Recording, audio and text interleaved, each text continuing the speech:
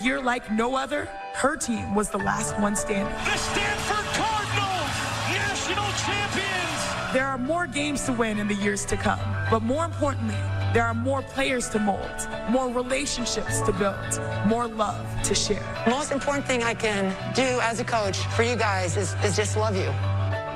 You're the people that I care about. You're the people that I want to be a great coach for. Measure success that way, and you can always look proudly in the mirror.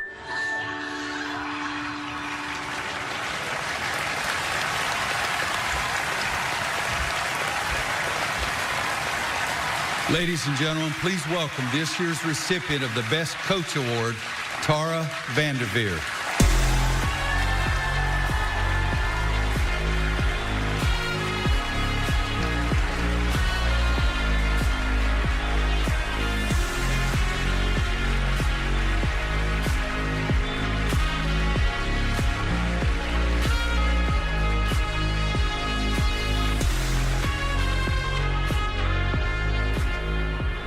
Thank you, Roy. It is an honor and a privilege to be here tonight, and so inspiring to be with amongst this excellence. I accept this award on behalf of all coaches who work tirelessly to teach, mentor, and love their players. I'd like to thank my family, my sister Heidi, who's here tonight. She got my mother's vote for Best Coach. My parents, Dunbar and Rita VanDerveer.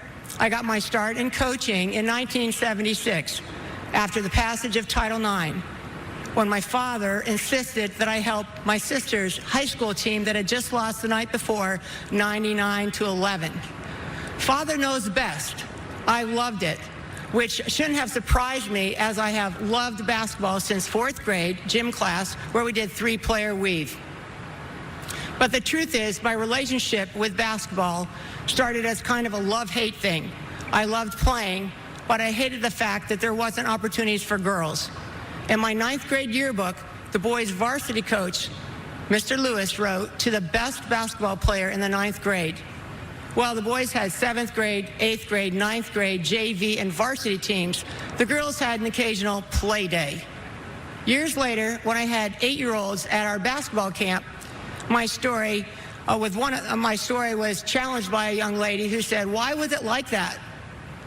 I didn't know how to answer the question, so I did what many teachers do. I said, "Can anyone else answer that question?" A little girl raised her hand and goes, "Sexism." Title IX has been responsible for tremendous change. Thankfully, things have improved. But unfortunately, even after 49 years, we haven't fully embraced the NCAA's definition of gender equity, a sad reality clearly evident at our national tournaments this past spring. Title IX has also had an unintended consequence: the loss of female coaches. Funding for women's programs may have increased, but unfortunately, coaching for women has decreased. We have work to do to change that, and I invite you to help me on our mission. Finally, thank you to Idaho, Ohio State, USA Basketball, and Stanford for hiring me as your coach. Thank you to my assistants, Amy Tucker, Kate Pay, Katie Stedding, and Brittany Anderson, and all of our staff at Stanford. And thank you to my players, because they're the real reason coaches win awards. I have coached the best players in the world. I have learned more from them than they have learned from me.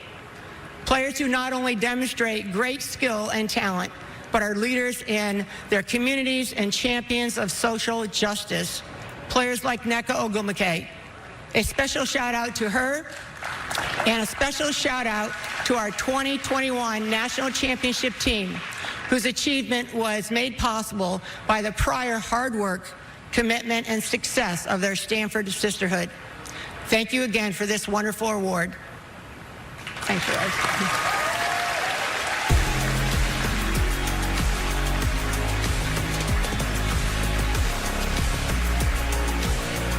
Coming up, Robin Roberts presents the Arthur Ashe Award for Courage. And we celebrate Best Team. It's the ESPYs presented